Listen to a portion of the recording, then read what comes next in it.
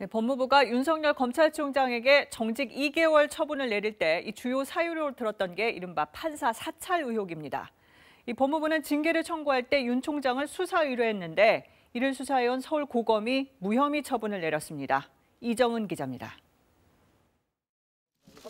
윤석열 검찰총장이 지난해 2월 대검 수사정보 담당관실에 재판부 분석 문건 작성을 지시해 직권을 남용했다는 이른바 판사 사찰 의혹. 9장짜리 재판부 분석 문건에는 피고인별로 재판부와 판사 이름이 적혀 있고 해당 판사의 학력과 근무 경력 등 출신, 주요 판결, 세평 등이 담겼습니다. 당시 추미애 법무부 장관은 판사를 불법 사찰한 것이라며 윤 총장에 대한 징계 청구 사유로 들었고 실제 윤 총장이 정직 2개월 징계를 받을 때도 주요 근거가 됐습니다. 하지만 법무부의 수사 의뢰로 수사해온 서울고검은 윤 총장의 직권남용 혐의에 대해 무혐의 처분을 내렸습니다.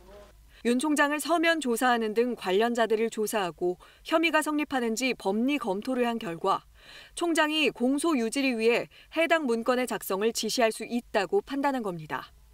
문건 내용 역시 수사 정보에 해당해 법령상 수사정보 담당관실 업무에서 벗어나지 않는다고 봤습니다.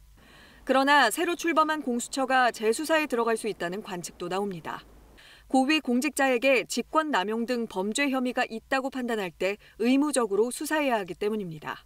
이에 대해 공수처 관계자는 법령상 수사 대상엔 해당하지만 실제 수사 여부 등은 추후 판단할 문제라고 말했습니다.